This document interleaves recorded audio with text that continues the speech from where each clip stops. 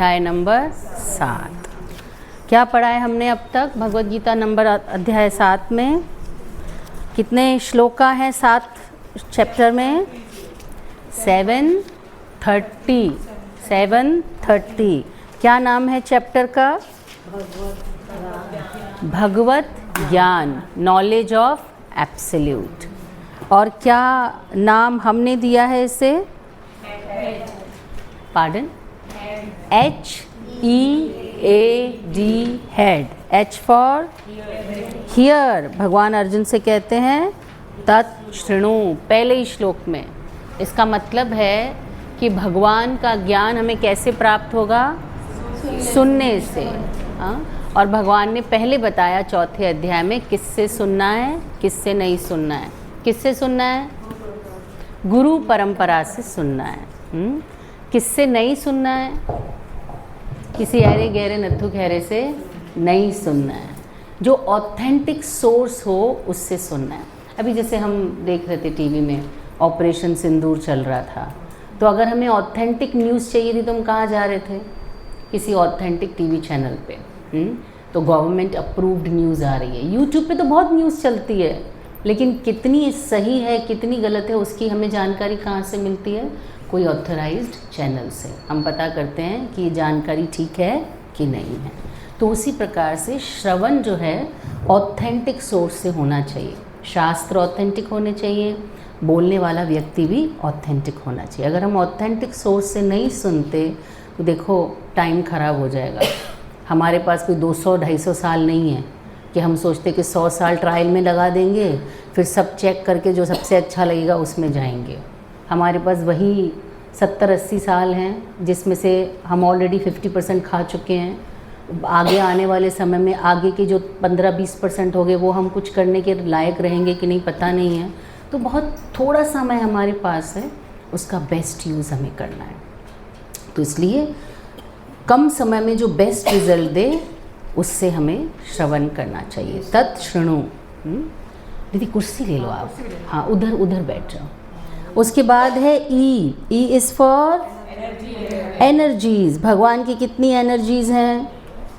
How many energies Krishna has? 2 energies, unlimited energies. भगवान की कितनी शक्तियाँ हैं? असंख्य शक्तियाँ हैं, लेकिन उनको चैप्टर 7 में 2 में डिवाइड किया गया। कौन कौन सी? परा और अपरा। पराशक्ति कौन सी है? जो परे है, इस भौतिक जगत से परे है, वो परा है। वो भगवान की अंतरंगा शक्ति है। भगवान की जिसे हम कहते हैं, जिससे भगवान के आध्यात्मिक लोकों में जो कार्य करती है। दूसरी कौन सी है? अपरा। अपरा के आगे 2 विभाग किए गए। मंजुला माता जी इसको खींचिए बीच में से। हाँ, अपरा शक्ति कौन सी है? जो बहिरंगा है, जो मटीरियल एनर्जी, जो इल्यूजनरी एनर्जी है, जो इस भौतिक जगत में कार्य करती है, इसे बहिरंगा शक्ति कहते हैं। और जैसे हमने कहा पराशक्ति को 2 में विभाजित किया गया। कौन कौन सी? तटस्थ और अंतरंगा। भगवान की तटस्थ शक्ति। कौन है तटस्थ शक्ति भगवान की? कौन है? जीव, यानी हम भगवान की शक्ति हैं। अच्छा, पराशक्ति तो भगवान की परे की शक्ति है, वैकुंठ लोकों की। अपरा यहाँ की बहिरंगा शक्ति है। हम भगवान की पराशक्ति के एक्सपेंशन हैं, जिसे हम तटस्थ शक्ति कहते हैं। तो तटस्थ शक्ति यानी मार्जिनल और अपरा शक्ति यानी कि माया शक्ति, इन दोनों में से ज़्यादा स्ट्रॉन्ग कौन है? तटस्थ स्ट्रॉन्ग है। आपको लगता है कि माया के वशीभूत हम हैं कि हमारे वशीभूत माया है? कौन किसके वशीभूत है? माया हमारे वश में है। हम जैसा बोलते माया वैसा करते नहीं। हम किसके वशीभूत हैं? तो दोनों में स्ट्रॉन्ग कौन हुआ? एक्चुअली हम स्ट्रॉन्ग है, क्योंकि अपरा शक्ति भगवान की निकृष्ट इंफीरियर एनर्जी है और परा भगवान की सुपीरियर एनर्जी है। हम किसके विभाग में आ रहे हैं? परा के कि परा के? हम परा के विभाग में हैं, तो हम अपरा से सुपीरियर हैं और अंतरंगा से इंफीरियर हैं। तो फिर ऐसा क्यों हो रहा है कि हम माया शक्ति के द्वारा भ्रमित किए जा रहे हैं, जबकि हम माया से सुपीरियर हैं। बताइए क्यों हो रहा है ऐसा? मनु, इसको थोड़ा घुमा देना, इसको घुमा दे। मतलब सत्युग में लोग भ्रमित नहीं होते थे, अभी ज़्यादा माया और ये मटेरियलिस्टिक चीज़ें ज़्यादा हो गई। सो माया अभी ज़्यादा स्ट्रांग हो गई, इसलिए हम कमज़ोर पड़ गए। Very nice. और हम स्थिर नहीं, अगर हम स्थिर हो जाएंगे तो माया के साथ खेल पाएंगे। मन का अंकुश कम है किधर? यस, माया का जो कंट्रोलर है उसके साथ अपना संबंध। बहुत अच्छा। हाँ देखो, प्रॉब्लम ये है कि हम सुपीरियर हैं, ये हम भूल गए। अब कोई ऐसे सोच सकता है मैं सुपीरियर, ये मैं कैसे भूल सकता हूँ? एक हाथी जब जंगल में होता है ना, तो कोई उसे पकड़ के लाता है। हाथी को पकड़ना आसान नहीं है, वेरी माइटी। तो उसको पकड़ने के लिए बहुत मेहनत करनी पड़ती है। सर्कस वाले जब हाथी को पकड़ते हैं ना, तो क्या करते हैं, एक बहुत बड़ा खड्डा खोदते हैं, उसमें एक हथनी को खड़ा करते हैं, बिकॉज ही इज़ अट्रैक्टेड। जो हाथी है रिप्रेजेंट करता है स्किन के द्वारा फंसने वाला, मतलब काम के द्वारा फंसने वाला। तो हाथी हथनी को देखता है, उसको पता है कि खड्डा है, मैं गिर सकता हूँ, पर रोक नहीं पाता खुद को, और हथनी के पास आता है। कई बार तो नकली भी रखते हैं वो लोग, असली भी नहीं रखते, नकली रखते हैं, तो भी फंस जाता है वो। जब वो खड्डे में गिर जाता है तो उसको कई दिनों तक भूखा रखा जाता है, असहाय। जब वो एकदम कई दिनों से खाया नहीं है, बहुत उसकी शक्ति कम हो जाती है, तब कुछ लोग मिलके उसको बाहर निकालते हैं, उसको बाहर निकाल के सर्कस में ले जाते हैं, और वहाँ पे उसको थोड़ा थोड़ा भोजन देते हैं ताकि वो मरे नहीं। पेट भर के भोजन नहीं मिलता उसको, और वो जब अपने आप को छुड़वाने की कोशिश करता है ना, तो उसकी एक मोटी जंजीर से उसके पैर को बांध दिया जाता है। वो जितनी बार भी अपने को छुड़वाने की कोशिश करता है, उतनी बार उसका पैर खून हो जाता है, क्योंकि कितनी बार जंजीर उसको चुभती है, उसका खून निकलता है। और एक दिन थक हार के वो इसको स्वीकार कर लेता है कि मैं यहाँ से छूट नहीं सकता। अब वही हाथी सर्कस का खेल दिखाने के बाद जब वापस कैंप में आता है, तो इसके पतली सी रस्सी से, एक पतले से बांस के डंडे से उसको बांध देते हैं। क्या वो उसे तोड़ सकता है? तोड़ सकता है, हाथी है वो, एक पैर खींचेगा तो तंबू ही उखड़ जाएगा, बम्बू तो क्या उखड़ेगा। लेकिन वो क्यों नहीं करता? क्योंकि उसके दिमाग में एक इम्प्रेशन है कि जब मैं ऐसे खींचूंगा ना, मेरे पैर में दर्द होगा, मैं यहाँ से छूट नहीं सकता। तो हम भी वही हाथी हैं जो इस माया में आके भूल गए हैं हम भगवान की अंतरंगा शक्ति हैं। हम माया के परे जा सकते हैं, हमारे अंदर वो शक्ति है, लेकिन हम भूल गए। तो ये जो भगवत गीता, ये भगवान के नाम का जप, ये थोड़ा सा हर रोज़ स्पिरिचुअलिटी की जो प्रैक्टिस है ना, ये हमें याद दिलाने की कोशिश है कि हम अंतरंगा हैं, हम चीज़ों को बदल सकते हैं, हम इस बंधन से छूट सकते हैं, हम माया से ऊपर उठ सकते हैं। ये उसी की प्रैक्टिस है। तो भगवान कहते हैं मेरी अनंत शक्तियाँ हैं, जिन्हें दो में कैटेगराइज किया, एक अंतरंगा और दूसरी बहिरंगा। बहिरंगा शक्ति को हमने पढ़ा, इसके 8 एलिमेंट्स होते हैं, भूमिरो अपो अनलो वायु खम मनो बुद्धि रेवच। अहंकार इतिया में भिन्ना प्रकृति अष्टधा, इसे भिन्ना प्रकृति भी कहते हैं। माया, भिन्ना, बहिरंगा, इन्फीरियर, इल्यूजन, ये सारे भगवान की बहिरंगा शक्ति के नाम हैं। कितने एलिमेंट हैं इसमें? 8 एलिमेंट हैं। 5 जो हम भौतिक एलिमेंट्स देखते हैं, और 3 जो सूक्ष्म, मन, बुद्धि और अहंकार। कभी कभी हम कहते हैं ना मेरा मन कर रहा है, तो हमें याद रखना चाहिए मन कौन सी शक्ति में आता है भगवान की? कौन सी शक्ति में आता है? बहिरंगा शक्ति में आता है। तो ये भी माया का एजेंट है। हर बात मन की मानने का नहीं, कंफर्म करने का कि इसका जो मन कर रहा है वो अंतरंगा वाला है कि बहिरंगा वाला है। क्योंकि किसका एजेंट है? बहिरंगा का एजेंट है, माया का एजेंट है, माया में आता है, माया की शक्ति में आता है। सो ये 8 तत्व भगवान की बहिरंगा शक्ति में आते हैं। भगवान अर्जुन से कहते हैं देखो ये जो भौतिक जगत है ना, इसको मैंने अपनी मुट्ठी में पकड़ा है और मेरी शक्ति से चल रहा है। और फिर भगवान एक सुंदर एग्जाम्पल देते हैं, जैसे सब कुछ हमें दिखता है, लेकिन भगवान तो दिख ही नहीं रहे। तो भगवान कहते हैं अर्जुन से सूत्रे मणि गणा इव। जैसे एक सुंदर फूलों की माला है, तो हम कहते हैं क्या कि फूलों और धागे की माला है? हम क्या कहते हैं? फूलों की माला है। धागा कहाँ है? धागा दिखता नहीं है। लेकिन अगर धागा नहीं हो तो माला बनेगी? नहीं बनेगी। पर हम तो कभी धागे को देख ही नहीं पाते। लेकिन हमें पता है कि फूल पिरोए हैं, इसका मतलब धागा है। माला सुंदर से पड़ी है, इसका मतलब धागा है। तभी तो ऐसे एकदम प्रॉपरली सब कुछ लगा हुआ है। कभी लाल फूल उचक के नीचे तो नहीं आ जाता, क्योंकि पिरोया हुआ है। ऐसे ही इस भौतिक संसार में हर चीज़ जो माला की तरह सुंदर रूप से पिरोई हुई है, ठीक प्रकार से काम कर रही है, इसका मतलब क्या है? कोई तो धागा है जिसने इन सब को एक सूत्र में बांधा है। भगवान कहते वो धागा मैं हूँ। तो जब भी आप इस भौतिक जगत में कुछ सिस्टम देखें, हम अभी बात कर रहे थे कि जून फर्स्ट वीक में बारिश आ जाती है यहाँ पे, तो कोई मुझे बोला नहीं इस बार एक हफ्ता जल्दी आएगी। मतलब सिस्टम है, हम प्रिडिक्ट कर सकते हैं कि अब बारिश आएगी, अब गर्मी होगी, अब सर्दी आने वाली है, अब बीज बोना चाहिए, अब फसल उगेगी, अब फसल कटेगी। ये सारा सिस्टम किसने बनाया और कौन इसको मेंटेन कर रहा है?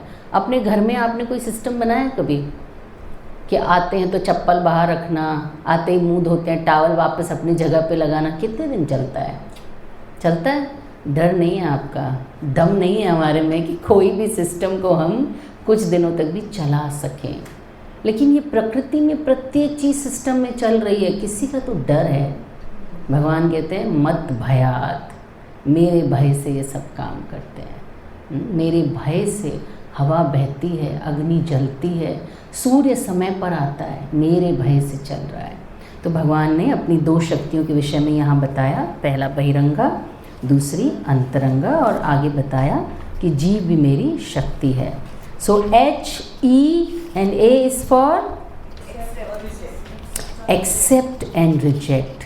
तो हमने इसके बारे में पढ़ा कि 4 तरह के लोग भगवान को एक्सेप्ट करते हैं, 4 पॉजिटिव्स एंड 4 नेगेटिव्स, और 4 प्रकार के लोग भगवान को एक्सेप्ट नहीं करते।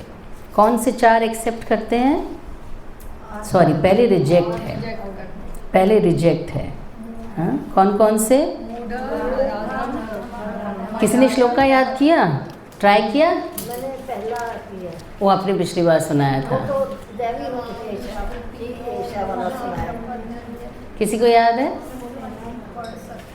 बोलिए, सेकंड वाला कोई भी बोलिए। नमाम दृष्टि तीनों मूढ़ा प्रपद्यन्ते नराधमा मामुपहत्यानम। सही है ना? हाँ। मामुपहत्यानम आसुरम भावमाश्रिता। सो नमाम दुष्कृतिनो, ये 4 दुष्कृतिनो मुझे प्रपद्यन्ते, मेरी शरण में नहीं आते। कौन कौन से? मूढ़ा, नराधम, मायया अप्रहत ज्ञाना और आसुर। ये 4 लोग मेरी शरण में नहीं आते। तो मैं जब पहली बार इस श्लोक का पढ़ा तो मुझे लगा कि मेरे में तो ये 4 ही हैं। थोड़ा थोड़ा 4 अंदर ही हैं। हाँ, सो 4 प्रकार के लोग भगवान की शरण में नहीं आते। तो अभी आप बाहर जाएंगे, कोई दुष्कृतिनो कहीं का तो मूढ़ा है, भगवान की शरण में नहीं आता है। चल घर पे बैठ के मोबाइल देखेगी मेरे साथ, चल भगवद गीता पढ़ने। हाँ, सो ये 4 प्रकार के लोग भगवान की शरण में नहीं आते। और 4 प्रकार के लोग आते हैं, अच्छे होते हैं। कोई ले आए तो आ जाते हैं, मतलब सुकृति में अच्छे लोग हैं, उनकी सुकृति है। वास्तव में भक्ति हमें सुकृति के बिना नहीं मिलती। और ये सुकृति कौन देता है हमें? साधु देते हैं। साधु के पास ये डिपार्टमेंट है कि वो सुकृति डिस्ट्रीब्यूट कर सकते हैं। किसी को ज़बरदस्ती ला सकते हैं, नहीं आता तो प्रसाद दे के आते हैं, फ़ोन करते हैं, फॉलोअप करते हैं। दिस इज़ साधु का लक्षण। कलयुग में यही साधु है। दाढ़ी रखने वाले साधुओं को तो पता नहीं क्या क्या चल रहा है आजकल, वो साधु नहीं है, ये साधु है। तो कौन है वो 4 जो आते हैं भगवान की शरण में? Very nice. चतुर्विधा भजन्ते माम जना सुकृतिनो अर्जुन, आर्त, जिज्ञासु, अर्थार्थी और ज्ञानी। हम क्यों आए भगवान की शरण में? हमने क्यों शुरू किया? आप खोजेंगे तो पाएंगे हम में से ज़्यादातर लोग आर्त हैं। कोई कष्ट था, इस कष्ट का निवारण ढूंढते ढूंढते आ गए। कोई कष्ट में थे, पहला आर्थ, आर्थ मतलब दुखी आत्मा, 7:16 लिखा ही है उसमें। आर्थ अर्थार्थी, जिसको धन की कामना है, बहुत सारी भौतिक इच्छाएं, भोगने की इच्छा है, धन चाहिए, घर चाहिए, कार चाहिए, बीवी चाहिए, अपने लिए मांग लिया, बेटे के लिए भी चाहिए, तो चाहिए चाहिए चाहिए, ऐसे लोग भी भगवान की शरण में आते हैं। तीसरा जिज्ञासु, जो सोचते हैं कि इसके परे कुछ होगा क्या, क्या कुछ ऐसा जो मैं मिस कर रहा हूँ। सब कुछ तो कर लिया, अभी मेरे पास कुछ दिन पहले एक डिवोटी आई कि सब दुनिया में सुखी है, खाली मैं दुखी हूँ। मैंने बोला नहीं, सब दुखी हैं, सब दुखी हैं, सब किसी न किसी प्रकार से दुखी हैं, इसीलिए खोज रहे हैं कि कुछ मिस कर दिया क्या मैंने, क्या इससे परे भी कुछ है। और लास्ट ज्ञानी, जो ये मानता है, जो ये जानता है कि इस भौतिक जगत में सुख नहीं है, तो कहाँ है, कहाँ है, यहाँ तो नहीं है, तो मुझे यहाँ पे सुखी होने का प्रयास नहीं करना, मुझे ढूंढना है कि वो सुख कहाँ है। तो ये 4 प्रकार के लोग भगवान की शरण में आते हैं। यहाँ पे हमने पढ़ा था, प्रभु जी ने पिछली बार यही श्लोक का हमें पढ़ाया, आज हम इससे आगे वाला श्लोक पढ़ेंगे। और डी इज़ फॉर, भगवान बताते हैं इस यूजुअली इस चैप्टर में हम ये जो डी है ना, इसको हम मोस्टली बहुत अच्छे से नहीं पढ़ाते, क्योंकि बहुत सारे लोग देवताओं के विषय में जान के ऑफेंड हो जाते हैं। हम थोड़ी बोल रहे हैं कुछ भी, आप तो देवी देवताओं के लिए, ऐसा बिल्कुल नहीं। जब वैष्णव कल्चर सिखाता है कि हमें एक चींटी का भी सम्मान करना चाहिए, किसी भी व्यक्ति के साथ बुरा व्यवहार नहीं करना चाहिए, तो क्यों देवताओं को कंडेम करेंगे। लेकिन एक स्थिति का पता हमें होना चाहिए। कौन है जिसने मुझसे पूछा कि हम प्रणाम इधर से क्यों करते हैं, शी आस्क्ड मी, कि प्रणाम हम लेफ्ट से क्यों करते हैं भगवान को।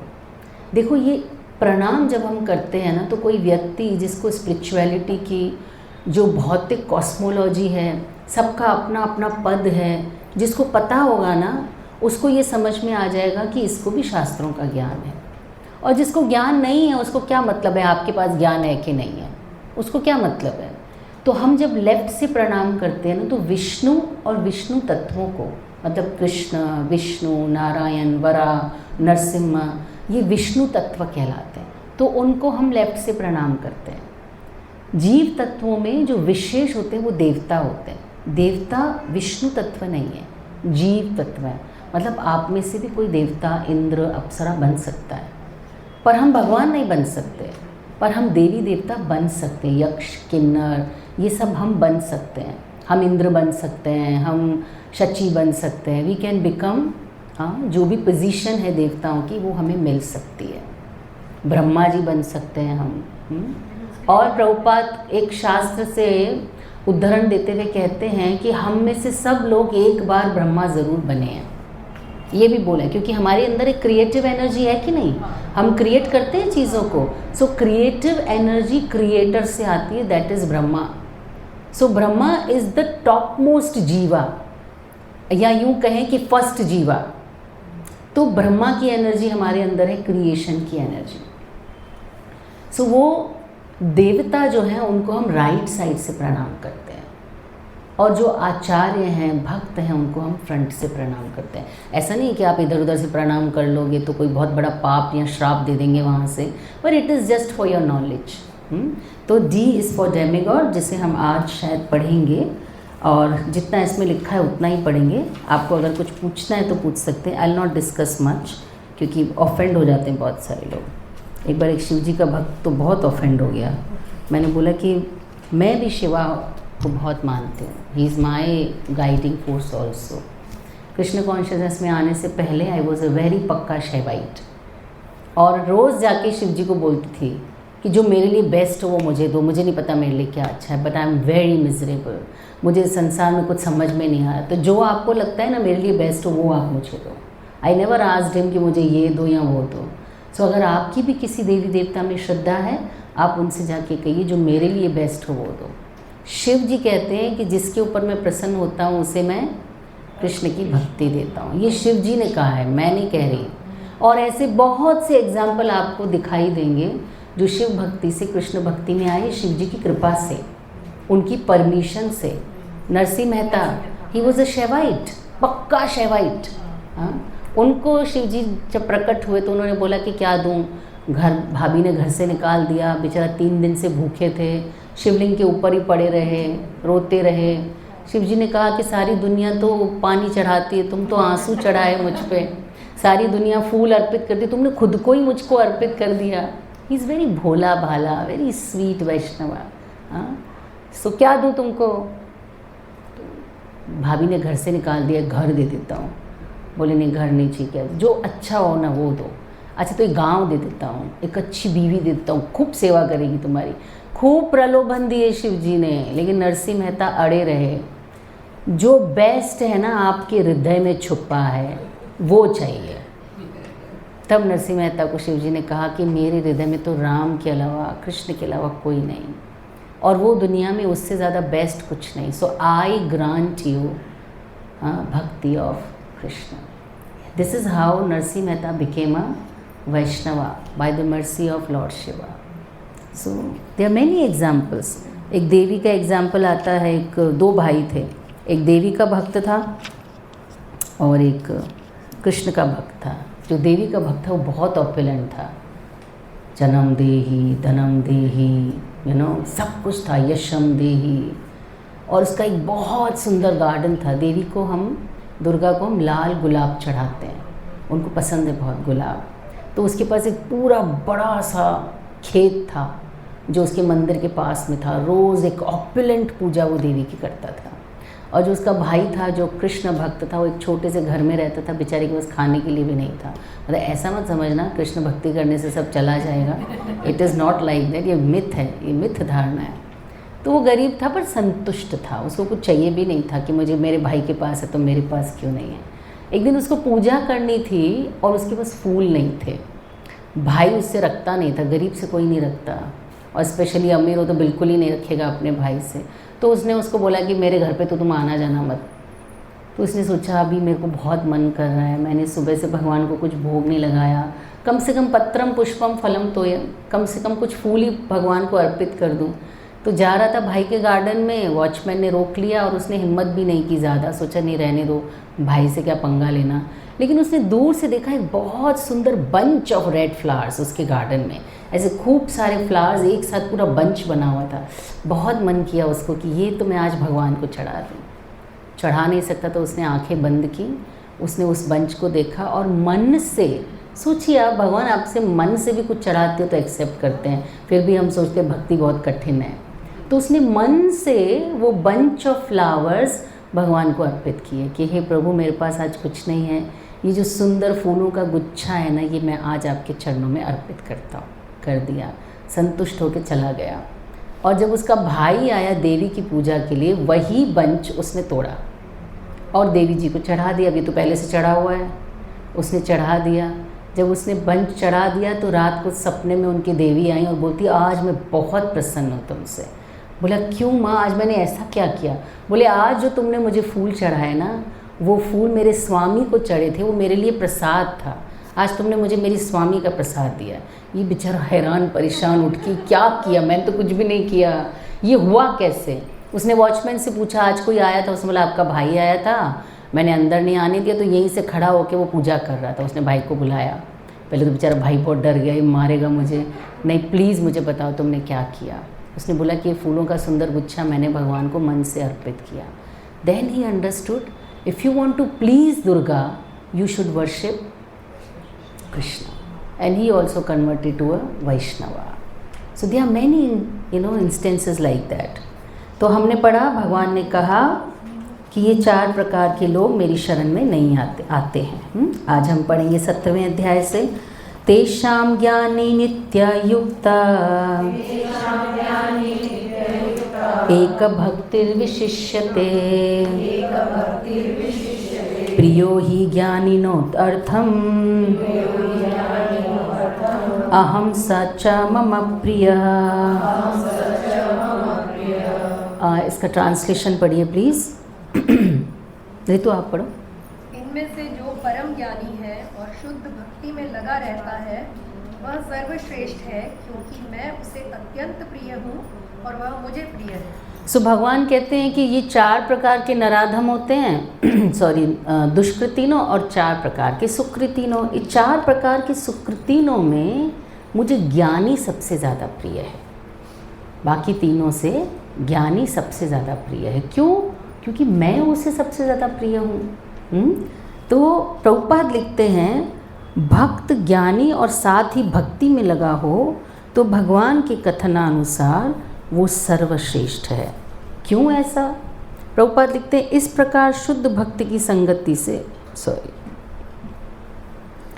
ज्ञान की खोज करते रहने से मनुष्य को अनुभूति होती है कि उसका आत्मा उसके भौतिक शरीर से भिन्न है और अधिक उन्नति करने पर पूर्णतः शुद्ध होकर वो ईश्वर के नित्य दास के रूप में अपनी स्वाभाविक स्थिति का अनुभव कर सकता है। मतलब ज्ञानी, क्योंकि उसको पहले से ही अनासक्ति है, पहले से ही कुछ चाहिए नहीं, भौतिक इच्छाएं नहीं हैं, तो वो जल्दी से भक्ति में आगे बढ़ता है। लेकिन प्रभुपाद लिखते हैं देखो ऐसा नहीं है कि बाकी लोग आगे नहीं बढ़ सकते। इस प्रकार शुद्ध भक्त की संगति से आर्त, जिज्ञासु, धन का इच्छुक या ज्ञानी शुद्ध हो जाते हैं। तो ये जो बाकी के 3 लोग हैं ना, वो भी शुद्ध होके भगवान की भक्त, शुद्ध भक्त बन सकते हैं, ज्ञानी भी बन सकता है। लेकिन भगवान कहते हैं मुझे इनमें ज्ञानी सबसे ज़्यादा प्रिय है। तो हो सकता है अर्जुन भगवान से पूछे और बाकी 3 आपको वो लोग पसंद नहीं हैं जो आपके पास दुख लेके आते हैं या धन की कामना से आते हैं या कुछ जिज्ञासा लेकर आते हैं, वो आपको अच्छे नहीं लगते? भगवान कहते हैं ऐसा नहीं है। उदारः सर्व एवेतये ज्ञानी त्वमावमे मतम् आस्थितः सहि युक्तात्मा मामेवानुमतां गतिम्। कुसुम ट्रांसलेशन पढ़िए। निसंदेह यह सब उदार चेता व्यक्ति है, किंतु जो मेरे ज्ञान को प्राप्त है उसे मैं अपने ही समान मानता हूँ। वह मेरी दिव्य सेवा में तत्पर रहकर मुझ सर्वोच्च उद्देश्य को निश्चित रूप से प्राप्त करता है। तो भगवान कहते हैं ऐसा नहीं है, वो तीनों भी बहुत अच्छे हैं, मुझे प्रिय हैं। लेकिन ज्ञानी क्यों मुझे प्रिय है?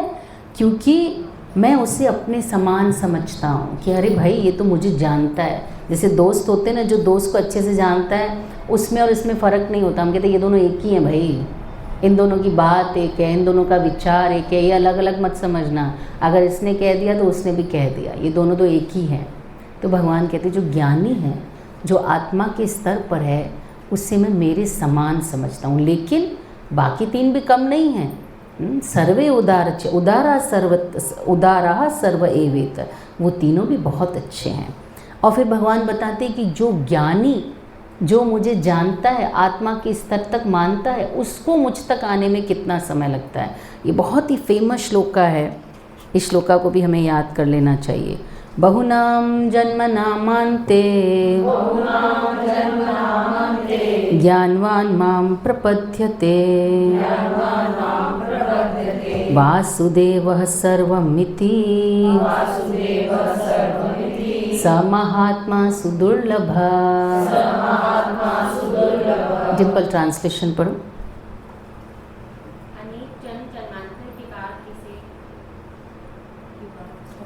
सचमुच ज्ञान होता है, वो मुझको समस्त कार्यों का कारण जानकर मेरी शरण में आता है। ऐसा महात्मा अत्यंत दुर्लभ होता है। स महात्मा सुदुर्लभ, ऐसा महात्मा इस पूरे ब्रह्मांड में बहुत दुर्लभ है जो मुझे सब कारणों का कारण समझता है। और ऐसा अनेक ज्ञानी अनेक जन्मों के अनवरत प्रयास के बाद कर पाते हैं। बहुनाम मतलब बहुत बहुत ज्ञानियों में कोई श्रेष्ठ, जन्म नामांते बहुत जन्मों के प्रयास के बाद, ज्ञानवान माम ऐसे ज्ञानी प्रपद्यन्ते मेरी शरण में आते हैं। और ऐसे व्यक्ति को भगवान कहते हैं स महात्मा सुदुर्लभ, ऐसा महात्मा वास्तव में दुर्लभ है। प्रभुपाद लिखते हैं वासुदेव मई क्या है, व्यापक दृष्टि होने पर भगवान कृष्ण को परम लक्ष्य मानकर शरणागति प्राप्त होती है। ऐसा शरणागत महात्मा दुर्लभ है। और जब ऐसा महात्मा जिन्होंने वासुदेव को ही सर्वम इति माना है, सब कारणों का कारण माना है, ऐसे महात्मा की संगति से हम किसी भी स्तर पर हों, आर्त हों, जिज्ञासु हों, अर्थार्थी हों या ज्ञान में ही अटके रह गए हों, हम किसी भी स्तर पर हों, हमें उस स्तर से उठने का मौका मिलता है जब हम ऐसे किसी महात्मा की संगति में आते हैं। भक्ति को हम कर्म से, ज्ञान से, योग से प्राप्त नहीं कर सकते। भक्ति को हम उन्हीं से प्राप्त कर सकते जिनके पास भक्ति है। तो ऐसे महात्मा के शरण में जाकर हम भक्ति को प्राप्त कर सकते हैं। तो अर्जुन पूछता है, प्रभु कुछ लोग तो ऐसे होंगे जो दुष्कृतिनो होंगे, जो आपकी शरण में नहीं आएंगे, कुछ होंगे ऐसे सुकृतिनो होंगे जो आपकी शरण में आएंगे, कुछ बीच के भी तो होंगे जो ऐसे नहीं है कि आपकी शरण में आए लेकिन किसी की शरण में तो जाते हैं। आपकी शरण में नहीं आते लेकिन किसी की शरण में तो आते हैं। उनका क्या होता है, कहाँ जाते हैं ऐसे लोग जो आपकी शरण में भी नहीं आते? हाँ, तो वो कहाँ जाते? श्रद्धा तो है, किसी के शरणागत तो होना चाहते, तो वो कहाँ जाते हैं, उनका क्या होता है? तो भगवान कहते हैं कामस्मृतज्ञाना प्रपद्यन्ते अन्य देवता तम तम नियमवस्थाय प्रकृत्या नियता स्वया। रमाकिंकरी माता जी पढ़िए ना इसका ट्रांसलेशन।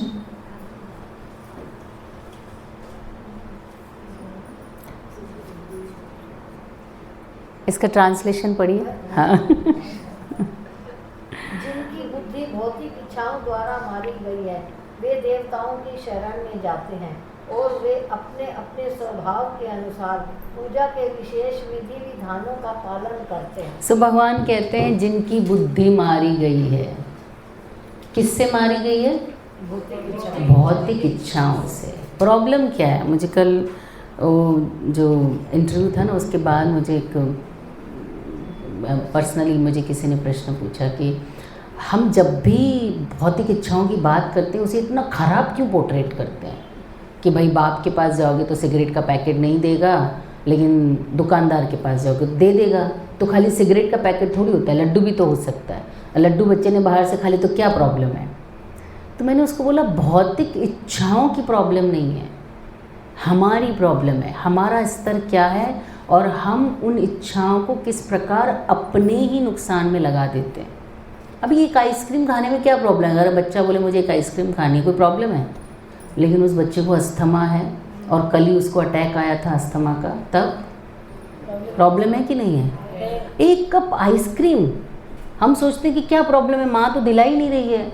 दुकानदार के पास जाएगा तो दे देगा कि नहीं दे देगा? वो 10 रुपये देगा, बोलेगा मुझे कुल्फ़ी चाहिए, वो दे देगा कि नहीं दे देगा? लेकिन अगर माँ को बोलेगा मुझे कुल्फ़ी चाहिए तो माँ बोलेगी बेटा दिलाऊंगी, आज नहीं, 2 दिन रुक जा, 3 दिन रुक जा, तेरा कोर्स पूरा होने दे, थोड़ा मौसम ठीक होने दे, इस मौसम में खाएगा तो फिर से अटैक आएगा। तो सिमिलरली जिनकी बुद्धि भौतिक इच्छाओं से मारी जाती है ना, उनको लगता है कि भगवान पता नहीं इतनी देर क्यों लगा रहा है देने में, हमें तो अब भी चाहिए। तो कहाँ जाओ? कोई बोलता है कि आप क्या एकादशी व्रत करते हो, क्या आप भगवान कृष्ण की पूजा करते हो, मिला क्या आपको भगवान की पूजा से? इससे तो अच्छा है आप आशुतोष शिव की पूजा करो। और शिव सोचते इतना डिस्टर्ब कर रहा है, मैं भगवान के नाम का जप कर रहा हूँ, क्या चाहिए तुझे? गाड़ी चीजा ले, जान छोड़, मुझे जप करने दे। हाँ, आशुतोष है, बहुत जल्दी संतुष्ट हो जाते हैं और भौतिक इच्छाओं को पूरा कर देते ताकि आप उन्हें डिस्टर्ब ना करो। और ऐसे ही देवी देवताओं के पास कोई विधान नहीं है। अगर आपने ठीक प्रकार से पूजा की और आपने कोई इच्छा की, उनको देना पड़ेगा। जैसे आपने दुकानदार को 100 रुपये दिए और आपने बोला मुझे फैमिली पैक चाहिए, उसको देना ही पड़ेगा। तो मैंने उसको बोला, उसने बोला मैं अभी भी नहीं समझी। मैंने बोला हिरण्यकशिपु ने जो मांगा था वो सही था कि गलत था? खुद का तो डिस्ट्रक्शन किया ही उसने। कितने साल तपस्या की? 60,000 साल। Can you imagine? You can't even imagine. सतयुग का समय था, आयु होती थी 1 लाख वर्ष, तो 60,000 साल तक उसने तपस्या की। मतलब आज की दृष्टि से देखें तो 60 साल, 60 ईयर्स, 100 वर्ष की आयु माने तो। और राज्य कितने साल किया? जब 5 वर्ष के थे प्रहलाद, तब इन्होंने प्रहलाद को टॉर्चर करना शुरू किया। नरसिम्हदेव प्रकट हुए, सब ऑपरेशन कर दिया, और जो राज्य 60,000 साल तपस्या करके प्राप्त किया हिरण्यकशिपु ने, वो 5 वर्ष की आयु में प्रहलाद को दे दिया गया कि प्रहलाद, एक धार्मिक पुत्र तुम ही हो, तुम ही इस राज्य को संभालो 5 साल में। तो कौन सा अच्छा हुआ? उसके बाद ये तो हुआ सेल्फ डिस्ट्रक्शन। दुनिया को तंग किया कि नहीं उसने? जो 60,000 साल तपस्या करके लौटा, उसने 5 साल में सारे लोगों को इतना परेशान किया। बोलो हिरण्यकशिपु नमः, ओम हिरण्यकशिपु, ओम ओम विष्णवे नमः, ओम शंकराय नमः, ओम दुर्गाय नमः, सब बंद। ये निशानी होती है असुर की। भगवान की पूजा पाठ, भगवान की सेवा उनको अच्छी नहीं लगती, वो वही बंद कराते हैं। तो उसने सब कुछ बंद करा दिया। और कौन सी पूजा करवाई? हिरण्यकशिपु की पूजा शुरू कराई। पूरी दुनिया को उसने इतना त्रास दिया। तो ब्रह्मा जी इतने बड़े विद्वान, 4 सर वाले, हमारे पास तो एक ही खोपड़ी है और उसमें भी 2-4 ग्राम ही भेजा है अंदर, उनके पास 4 हैं और फुल है एकदम 100%, 400% बुद्धि है। फिर भी उन्होंने वो वरदान क्यों दिया? उसको नहीं देना चाहिए था ना। Why he gave? और ऐसा वरदान दिया कि वो खुद ही उसका कुछ नहीं कर सकते। सोचो, ऐसा वरदान दिया कि अब ब्रह्मा जी अगर सोचें कि नहीं बैक स्टेप ले लेते हैं भैया, इससे वापस ले लेते हैं, वो खुद ही उसका कुछ नहीं बिगाड़ सकते। ऐसा वरदान क्या देने की ज़रूरत थी? मतलब दुकानदार हुए ना, उन्होंने 60,000 साल तपस्या की, चेक दिया, सामान चाहिए, AK-47 ले आया और जिससे ले आया उसी को ही दिखाई सबसे पहले कि तू भी मेरा कुछ नहीं बिगाड़ सकता। सो दिस इज़ हाउ, यदि हमारे हृदय में छोटी छोटी कामनाएं भी हैं, हमें भगवान के पास जाना चाहिए। वो माँ है, वो पहले हमारी स्थिति देखेंगे और ऐसा मत समझना कि नहीं देंगे, डर जाते हैं लोग। ध्रुव को राज्य दिया कि नहीं दिया भगवान ने? ध्रुव ने बोला मुझे नहीं चाहिए। बहुत सुंदर प्रार्थना की ध्रुव ने, नाथ कृतार्थोस्मि वरम न याचे। हे नाथ, आपके दर्शन से मैं इतना संतुष्ट हूँ, मुझे लग रहा था कांच के टुकड़े लेने आ गया मैं, आप सच्चा हीरा मुझे मिल गए, अब मुझे नहीं चाहिए कुछ। भगवान बोलते नहीं ध्रुव, तुम्हारी इच्छा थी, तुम्हें दोनों दे देता हूँ, ये भी और वो भी। मैं आपको भूल तो नहीं जाऊँगा, नहीं तुम मुझे कभी नहीं भूलोगे, ये आशीर्वाद देता हूँ। और 36,000 वर्ष तक तुम इस राज्य को अपनी पूर्ण इंद्रियों के बल के साथ भोग सको, ये भी आशीर्वाद देता हूँ। मतलब हमारे पास भोगने के लिए सब कुछ है, पर हम भोग ही नहीं सकते। पेट खराब है, डॉक्टर ने, कहते ना गरीब आदमी सुबह दौड़ता है पेट भरने के लिए और अमीर आदमी दौड़ता है पेट कम करने के लिए। तो इंद्रियों को भोगने के लिए जो प्राप्त होता है ना, उसे ज़रूरी नहीं है हम भोग पाएँ, पर अगर भगवान की इच्छा और आशीर्वाद से भोग प्राप्त होता है तो हम उसे वास्तव में भोग पाते हैं। तो इस तरह से भगवान कहते हैं जिसकी बुद्धि भौतिक इच्छाओं से मारी जाती है वो देवताओं की शरण में जाता है। ये मैं नहीं बोल रही हूँ, ये भगवान जी बोल रहे हैं। आइए आगे पढ़ते हैं। इसका ट्रांसलेशन पढ़ लीजिए, नहीं तो हम लेट हो जाएंगे। लक्ष्मी जी इसका ट्रांसलेशन पढ़िए। हाँ, यो यो याम याम तनुम भक्ता का मैं प्रत्येक जीव के हृदय में परमात्मा स्वरूप स्थित हूँ। जैसे ही कोई किसी देवता की पूजा करने की इच्छा करता है, मैं उसकी श्रद्धा को स्थिर करता हूँ, जिससे वह उसी विशेष देवता की भक्ति कर सके। देखो, अगर आप रेडी हो कि हमें धोखा ही मिलना चाहिए तो भगवान बोलते हैं तथास्तु। भगवान कहते हैं कि अगर आपने किसी विशेष देवता में रुचि दिखाई ना, तो मैं अपनी तरफ से आपकी श्रद्धा उसमें स्थित करता हूँ। ऐसा क्यों करते हैं? ऐसा नहीं करना चाहिए ना। This is so bad of him. क्यों करते हैं ऐसा, बताओ? पहला, भगवान ने हमें स्वतंत्रता दी है। मुझे प्यार करते हो, करना चाहते हो, आई तो ऑलवेज लव यू। पर अगर आप मुझे प्यार नहीं करना चाहते हो, उससे प्यार करना चाहते हो, चलो मैं मिलवा देता हूँ, मैं ले चलता हूँ उसके पास जिसे आप प्रेम करते हो। तो भगवान ने हमें स्वतंत्रता दी है। दूसरा, और क्या कारण हो सकता है? भगवान ऐसा चाहता है कि तुम दूसरी जगह देखोगे तो मेरे प्रति भक्ति का कभी कभी जीव जन्मों के लिए भटक जाता है, पता है? अभी कुछ लोग पेड़ों की पूजा करते, देखा है आपने? कोई पेड़ भूत है, पेड़ मतलब पेड़ में कोई भूत है, लोग बोलते हैं कि ये भूत इच्छाएं पूरी करता है। मैं जब छोटी थी, मेरी नानी के घर पे कोई तो था, अमावस था या पूर्णिमा थी, आई डोंट नो। उस टाइम पे एक पेड़ था वहाँ पे बड़ा सा, उस पेड़ के नीचे सब लोग हलवा का एक कटोरी लेके जाते थे, और महीने में या 6 महीने में, आई डोंट रिमेंबर नाइसली, बहुत छोटी थी मैं, दिया जलाते हैं शाम के टाइम पे, सब भोग की कटोरी लेके जाते हैं, भूत देवता की पूजा करते हैं। भगवान बोलेंगे आगे, जो भूतों की पूजा करता है वो भूत लोग जाता है, जो देवताओं की पूजा करता है वो देव लोग जाता है, जो मेरी पूजा करता है वो मेरे लोग आता है। तो जो लोग बोलते हैं ना कि सारी पूजाएं एक ही हैं, सब कुछ एक ही है, जो भी कर लो अंत में भगवान के पास जाएंगे, नहीं, भगवान ने क्लियर किया यहाँ, जो जिसकी पूजा करेगा वो उसके लोग जाएगा, क्योंकि आपकी इच्छा है वहाँ जाने की, और भगवान ने हमें पूर्ण स्वतंत्रता दी। देखो कोई बच्चा है जो किसी के बस में ही नहीं आ रहा, समझो माँ चाहती है मेरी बात माने, मेरे हिसाब से चले, नहीं चल रहा, तो माँ क्या करती है, मासी को बोलती है ज़रा तू देखना इसको, मेरी बात नहीं सुन रहा। चाची को बोलती है, बुआ को बोलती है, बुआ ये मेरी बात नहीं सुन रहा, ज़रा आप बात करो, है ना, क्योंकि मेरी बात तो सुन ही नहीं रहा, मैं तो उसका अच्छा ही चाहती हूँ पर नहीं सुन रहा। तो ऐसे ही भगवान सोचते हैं मेरी बात मेरे पास तो नहीं आ रहा, इसके पास जाना चाहता है, अरे भाई ये भी तो मेरा ही है, तो चलो इसके पास जाने दो, किसी की शरण में तो रहे, कम से कम नास्तिक बन के अस्वतंत्र होके दुनिया में दुख तो न भोगे, कम से कम शिव जी की शरण में रहे। जो जितने सबसे खराब जीवात्माएं होती हैं ना, भूत प्रेत पिशाच राक्षस, किसकी शरण में जाते हैं, शिव जी की शरण में।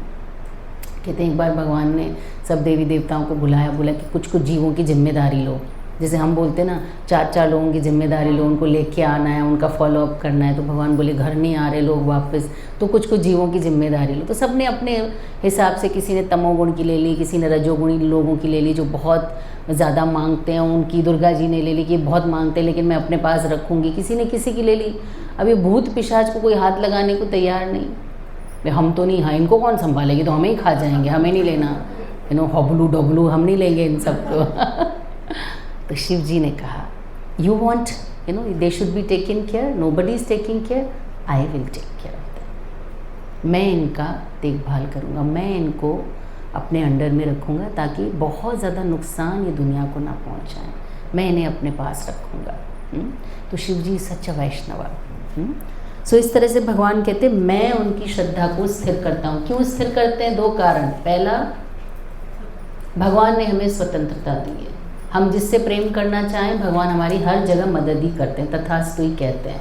दूसरा, किसी की शरण में तो रहे, हाँ, माँ बाप की शरण में नहीं रहना चाहता। चलो जब बच्चा बहुत बिगड़ जाता है तो माँ हॉस्टल में भेज देती है मेट्रन के पास कि चलो मेरी बात नहीं समझ रहा है, कम से कम मेट्रन की शरण में रहेगा, कम से कम एक हॉस्टल में रहेगा, कम से कम बुरे लोगों से नहीं मिलेगा, कुछ तो सुधरेगा। तो इस तरह से भगवान उनकी श्रद्धा वहाँ पे अटकाते हैं। ठीक है, आगे पढ़ेंगे। ट्रांसलेशन पढ़ी, मैंने सोचा आज ख़त्म करेंगे इसको। क्या टाइम हुआ? हाँ तो है, टाइम है, फटाफट पढ़िए इसको। नेक्स्ट, रक्षा आप पढ़िए ना इसका ट्रांसलेशन। ऐसी श्रद्धा से संबंधित वह देवता विशेष ही पूजा करने का प्रयत्न करता है और अपनी इच्छा की पूर्ति करता है, किंतु वास्तविकता तो यह है कि ये सारे लाभ केवल मेरे द्वारा प्रदत्त है। भगवान कहते हैं कि उसको ऐसा लगता है कि ये देवता मेरी इच्छा को पूरा करता है, और देवता करते भी हैं, लेकिन जो असिस्टेंट है वो मालिक से पूछे बिना किसी को कुछ नहीं देता। तो जब हम किसी देवता के पास कोई इच्छा लेके जाते हैं तो भगवान से पूछते हैं प्रभु ये मेरे से मांग रहा है, दे दूं क्या? तो भगवान बोलते हैं दे दो, तुम्हारे अंदर उसकी श्रद्धा बैठी रहनी चाहिए, इधर उधर ज़्यादा भटकना नहीं चाहिए, दे दो, कोई बात नहीं, दे दो उसको, ये जगह दे दो। तो भगवान कहते हैं कि जो भी वर तुम्हें प्राप्त होते हैं वास्तव में किसके द्वारा प्राप्त होते हैं? भगवान के द्वारा। हाँ, किसी से भी मांगो, वास्तव में भगवान के द्वारा प्राप्त होते हैं। नेक्स्ट पढ़ेंगे। प्रसाद आज बहुत अच्छा है, लेके जाइएगा। somebody can go। हाँ, कल एकादशी। हाँ, टैकोज हैं लेकिन उसको फिल करना पड़ेगा, 2-2 पीस एक जने के। हाँ माता जी, टमाटर है, कॉर्न, टमाटो कॉर्न है, फिर पत्ता गोभी है, फिर ग्रीन चटनी है, ये तीनों चीज़ें डालनी है टैकोज में। हाँ, वो आने वाली थी, पता नहीं कहीं काम रह गया होगा। अल्प बुद्धि वाले व्यक्ति देवताओं की पूजा करते हैं और उन्हें प्राप्त होने का फल सीमित तथा क्षणिक होते हैं। देवताओं की पूजा करने वाले देवलोक को जाते हैं, किंतु मेरे भक्त अनंत मेरे परम धाम को प्राप्त होते हैं। सो भगवान ने बिल्कुल क्लियर कह दिया कि जिनकी बुद्धि अल्प है वो देवताओं की पूजा करते हैं। अल्प क्यों, कम बुद्धि क्यों है, क्यों बोल रहे हैं भगवान अल्प बुद्धि वाले हैं?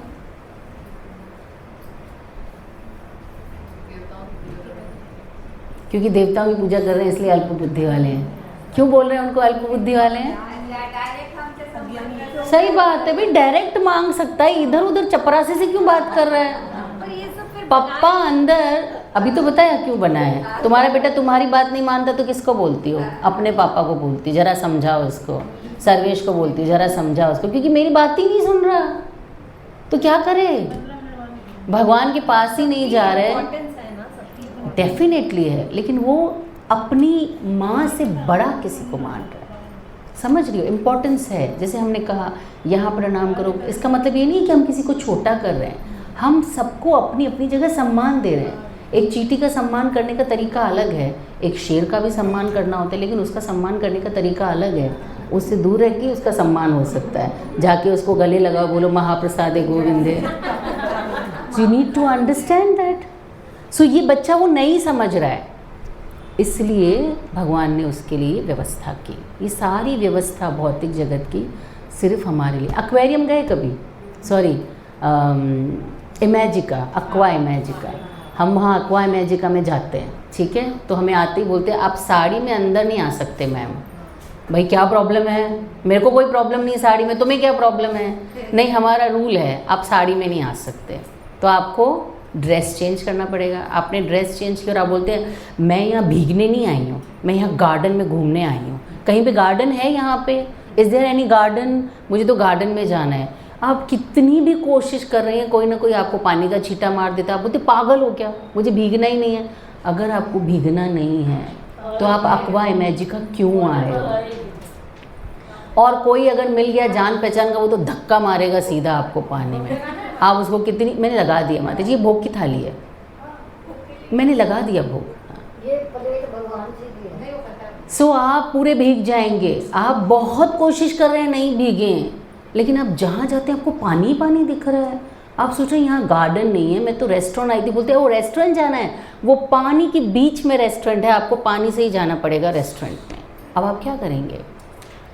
सो सिमिलरली इस भौतिक जगत की एक व्यवस्था है, एक पर्पज़ है। ये भौतिक जगत एक व्यवस्था के लिए बनाया गया।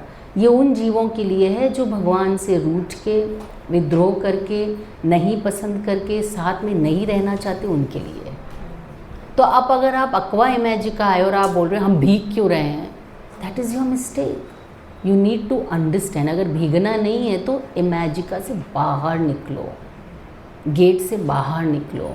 हम सोचते हैं कि इनको यहीं गार्डन बनाना चाहिए, हम सोचते हैं कि हमारे हिसाब से यहीं रेस्टोरेंट होना चाहिए, but it is not according to our will. एक छोटा सा सेटअप, हमारे अपने घर का सेटअप पूरा हमारे हिसाब से नहीं चलता, तो फिर हम कैसे सोच सकते हैं कि भगवान ने जो सिस्टम चलाया है वो मेरे हिसाब से चले?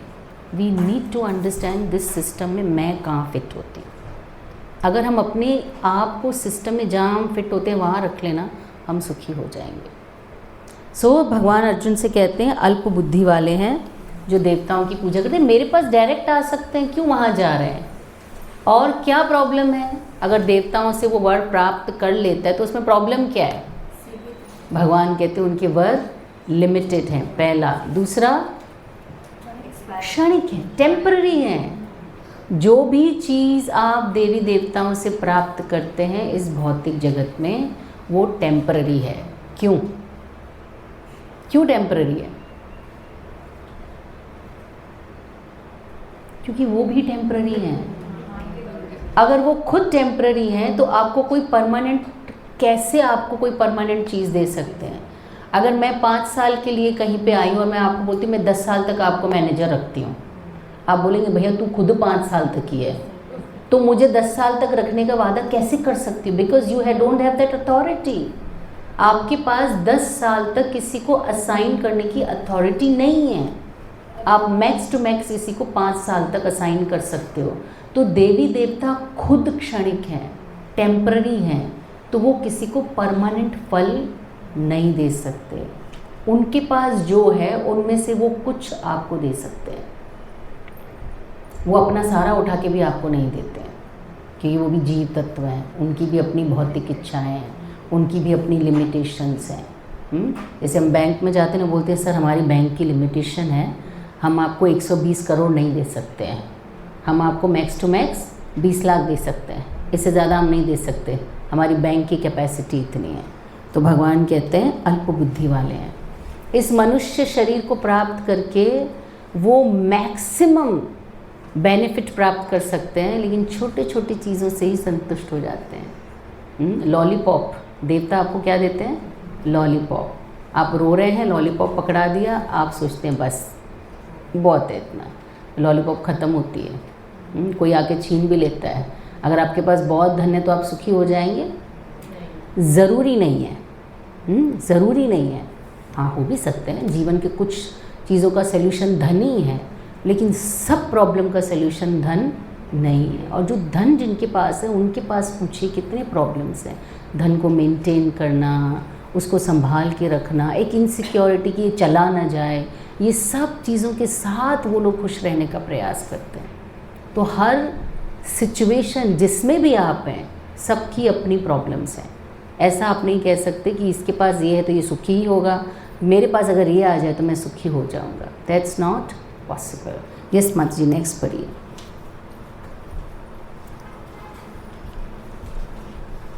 बुद्धिहीन मनुष्य मुझको ठीक से न जानने के कारण सोचते हैं कि मैं भगवान कृष्ण पहले निराकार था और अब मैंने इस स्वरूप को धारण किया है। वे अपने अज्ञान के कारण मेरी अविनाशी तथा सर्वोच्च प्रकृति को नहीं जानते। सो भगवान ने पहले देवी देवताओं की पूजा करने वालों को क्या बोला? अल्पज्ञ हैं। और अभी निराकार की उपासना करने वालों को क्या बोल रहे हैं? अबुद्धया। अल्पज्ञ और अबुद्धया। जो निराकार स्वरूप को जानते हैं खाली, वो वास्तव में बुद्धिहीन है। मैं नहीं कह रही, कौन कह रहा है? स्वयं कृष्ण कह रहे हैं भगवद गीता में कि वो अबुद्धय हैं। क्यों? ऐसा क्यों? क्योंकि बहुत पास आ गए भगवान के। देवी देवताओं से तो ऊपर उठ गए, वो देवी देवताओं को नहीं मानते, भगवान को मानते हैं, लेकिन इतना पास आकर भी भगवान के पास नहीं जा रहे, भगवान की ब्रह्म तेज में ही संतुष्ट हैं। दरवाजे के बाहर ही खड़े हैं, दरवाज़ा खटखटा के अंदर नहीं आ रहे, दरवाजे के बाहर ही संतुष्ट है। अरे बुद्धिहीन, इतना भौतिक इच्छाओं से ऊपर उठे, देवी देवताओं से ऊपर उठे, इतना ऊपर आ गए और दरवाजे के बाहर ही खड़े रह गए। तो इस ब्रह्म तेज के पीछे जो भगवान स्वयं है, उसको आप जान नहीं पाए। देखो, जो लेना देना होता है ना, वो व्यक्ति से होता है, व्यक्ति की शक्ति से नहीं होता। ब्रह्म तेज क्या है? भगवान की शक्ति है, भगवान के शरीर का तेज है। लेकिन क्या भगवान के तेज को आप प्यार कर सकते हो? आप उनसे बोल सकते हो मैंने कुछ बनाया, खा के बताओ कैसा है? तो जो रिश्तों की मिठास है, जो दिव्य रिश्ता है भगवान के साथ हमारा, उस संबंधों की मिठास से वो अवगत नहीं हो पाते। इसलिए भगवान कहते हैं अबुद्धया। और ज़्यादातर हमारे शास्त्रों में कहा है माता जी जो ये लेके जाते थे ये नहीं पढ़ते भगवद गीता। इतना भाग्य थोड़ी है सबका कि सबके हाथ में भगवद गीता आ जाए और आ भी जाए तो सही प्रमाणिक स्तोत्र की भगवद गीता भी है। कि क्या नाम, विनायक पटनायक क्या, बहुत खतरनाक वो आजकल लिख रहे हैं, देवदत्त पटनायक। हाँ, कभी उनके ग्रंथ मतलब पढ़ना मत, पर मैं बता रही हूँ कि अगर आप उसकी बुक्स पढ़ोगे ना, मैंने पढ़ी थी मैथिली सीता के नाम से और द्रौपदी के नाम से, उसने बच्चे लेके आए थे, मैंने पढ़ी थी।